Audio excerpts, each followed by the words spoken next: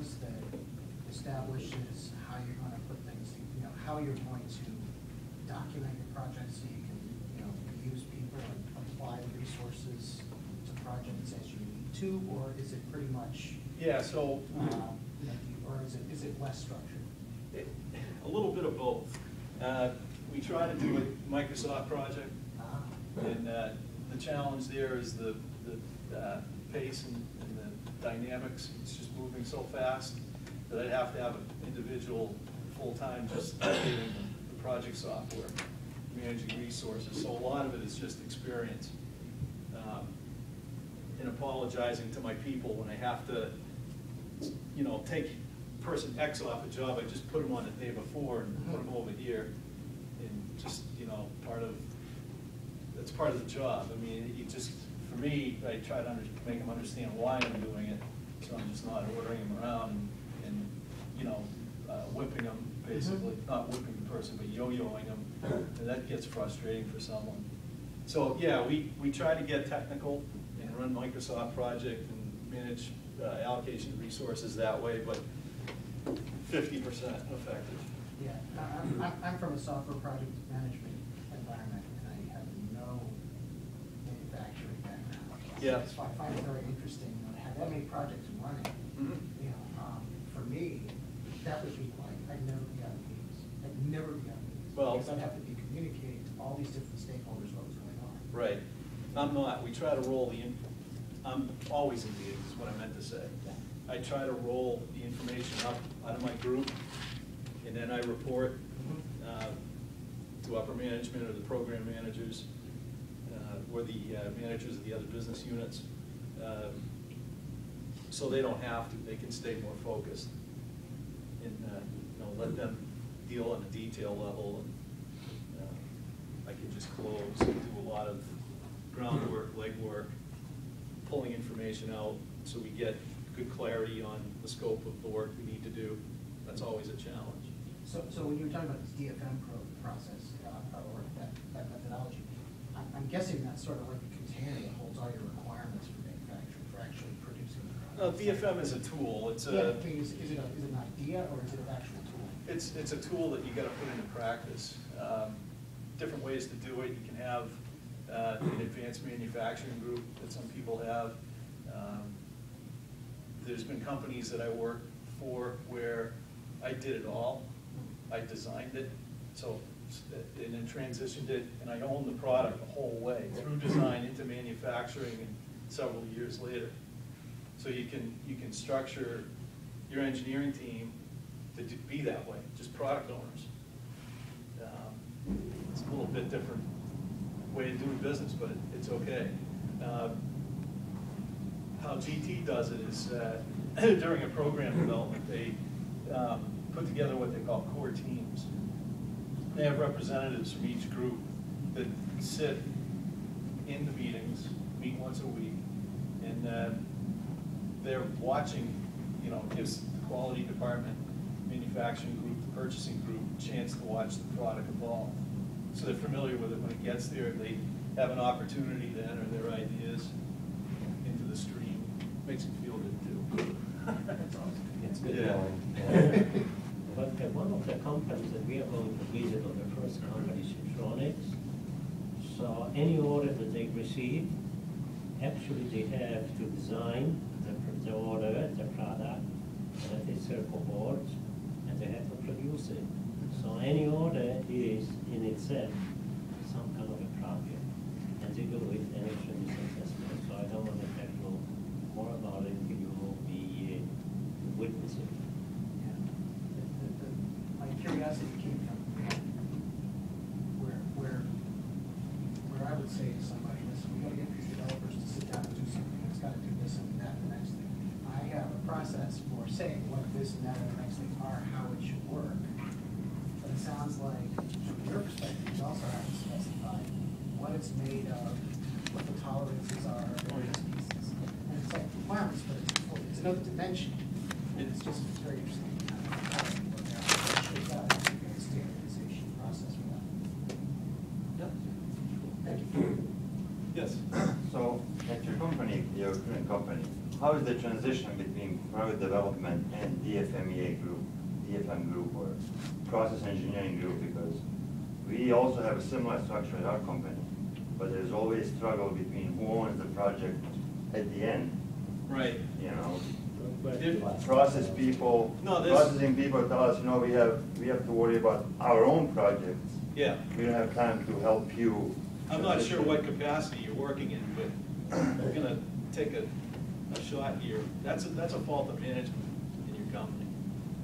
So, management is gonna be responsible for putting their foot down. What my guys, before I've been there a year, when I got there, they're telling me the same thing. That's not mine, that's their responsibility now. Right. I said, like hell it is. The product hasn't been in the market for 6 months, and it's failing. Yeah, because Go the- fix it. the So, problem- I value that too, because they'll never get any better unless they are aware of the problems and they get a chance to fix their own mistakes. That's how I like to manage. So if I was there, that wouldn't happen. Well, I think that the company that we will be visiting, the Citronic first, well, they have the cross-training approach. So such problem in that company do not exist. Yeah. Again, it's management, how, Right. yeah. Now, the traps you fall into, if the project manager isn't collecting good data, and the process guy kind of gives you the requirements, and the design guy makes some assumptions, and then at the end of the whole cycle, the process guy says, that's not what I want, that's a problem. Right, because that's usually what happens, is because, you know, the process guys are not involved, or they're only in the meetings, but they don't want to execute any tasks that are Right. related to their part. And then at the end of the day, they say, even when you do it as a design engineer or a project engineer, then they say, you know, this is no good. Yeah. You know, redo it. Yeah. I would do it this way. So Yeah. why didn't you do it in the first time? You Yeah. know, so. No, I feel your frustration, but again, it's just, But then there's managers also getting- the other side, because they have other projects that they're given, you know? Yep. So they're focusing more on those projects versus on the project they're assigned to. Yep. So, Well, I have a question. You said instead of CEO, I became an inventor.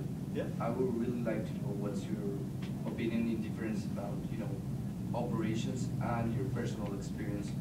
What did you find the difference between the both of them? How do you, I don't know, give a little something of feedback?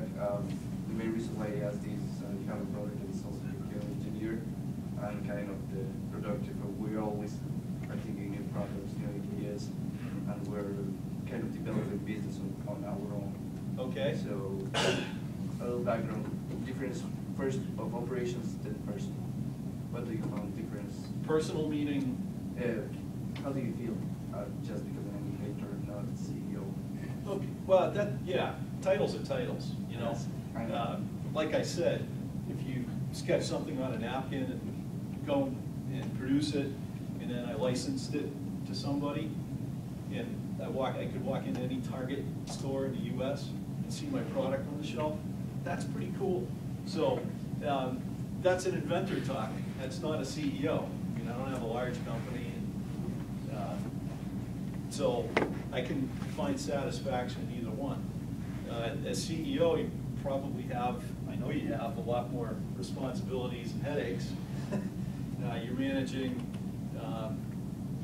multiple disciplines: sales, marketing, engineering, finance, risk, insurance, right? All kinds of stuff enters into it. Logistics, managing orders. So, I mean, there's pros and cons to both. I think both of them are very rewarding. I don't know if that answered your question or not, but, It kind of does. okay. And from the operating point of view, is it easier to be an inventor as, do you have any type of operation to follow, or? Well, an inventor business model is feast or famine. I mean, if you gotta have a day job, right? You gotta pay the bills. It's interesting. You gotta have the personality to go out and sell your idea at the end of the day. You also have to know how to develop it, answer a market need. So you still got a pretty broad spectrum of skills that you need in order to pull it off. I got a two-part question. You said, since you brought up the product in 08, and it was economically a little bit more challenging than in the past, do you feel that if the product was developed earlier, maybe in the early 2000 or maybe even earlier, you would have an easier time marketing it yourself? And the other thing is, I know that this, you contractually bonded with this marketing company right now. Yeah. But do you feel you made the right decision? And since you have the second patent, do you have any feeling of how would you, are you leaning towards, approaching it differently or approaching it the same way, or you haven't decided yet? Okay, to answer your first one, as far as if I introduced the product before the economy was souring, whether I would be successful, I ask myself that question a lot. It's only speculation, you can only guess. But from what I saw in the market, I felt very confident while I was developing this product in 2006 and 2007 that I could get in. I was hearing many people talk about having success breaking into markets. So can't prove it, don't know it for sure, but I would think that a year ahead of where I was, I would have been fine. It would have taken a different path. It might have been the wrong path because it might have, peaked and made me feel good, and then all of a sudden, 2008 comes along, and then you, as a CEO, you have to deal with all kinds of stuff, and this is external influences on your business, economy, and the big box stores making sourcing decisions, and they're trying to reduce their costs and eliminate pickup points and logistical arrangements, and they want to narrow their vendor base. So it might have even been a worst case. I might have had the product out for a year, done a whole bunch of investing on new products, thinking I was going to go okay, and then the bottom could have fallen out. You don't know. Your second point was, remind me again.